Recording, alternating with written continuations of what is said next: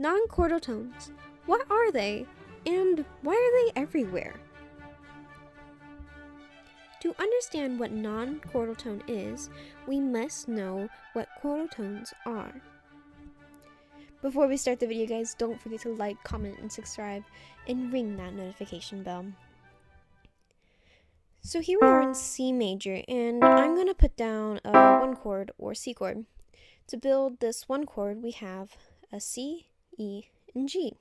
So I know if I play a C, E, or G, those are all chordal tones. Chordal tones are tones that are played within the chord.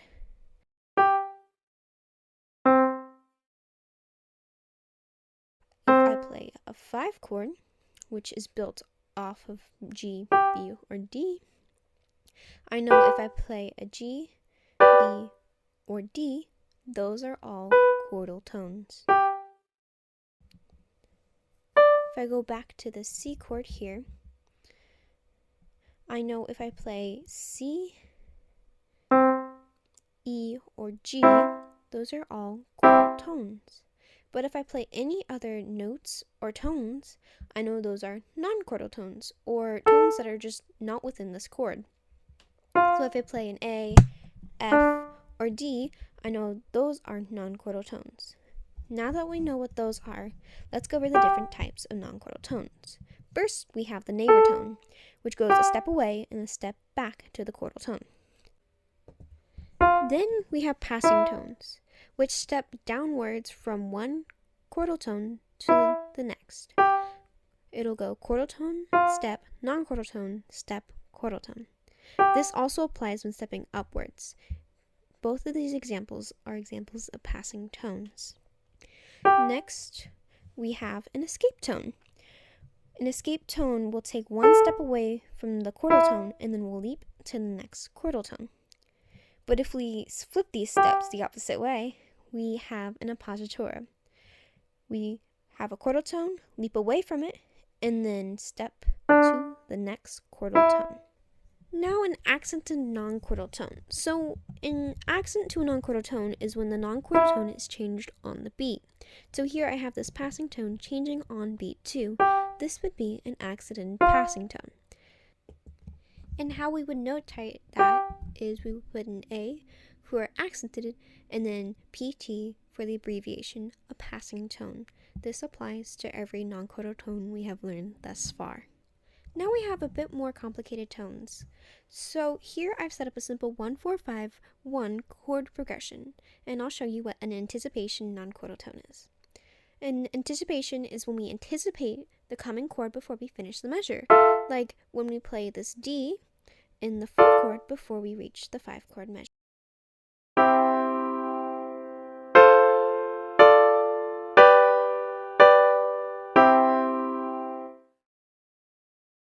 A suspension tone is the exact opposite, where we hold on to the 4 chord that is built of F, A, C, and we hold that C into the 5 chord G, B, D.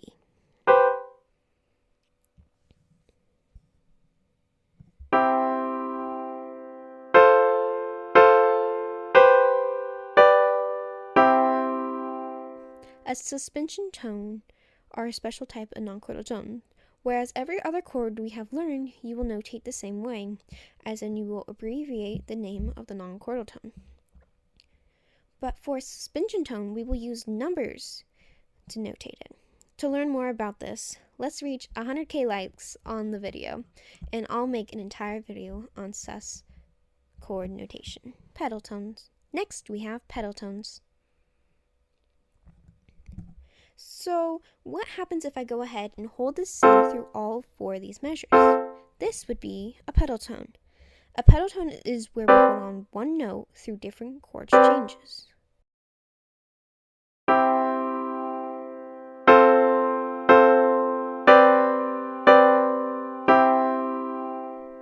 What do we learn from this? What use can we put these things that we've just learned? What new worlds and breaking dawns does this knowledge open us up to?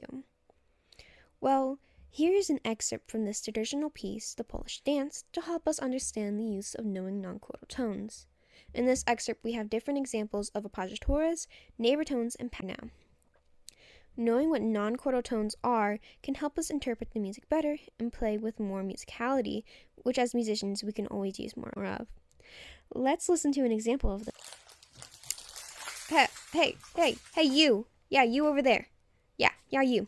Can you come play this? Yeah, hi. Yeah, can you play this? Oh, you don't have a violin. Here's one. Okay, yeah, go ahead.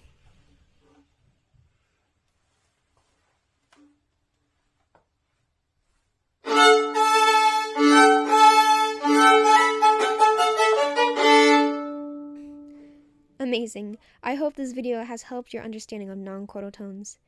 And as a goodbye, here's one more excerpt. Leave a comment on what non-chordal tone is being used here. Thank you.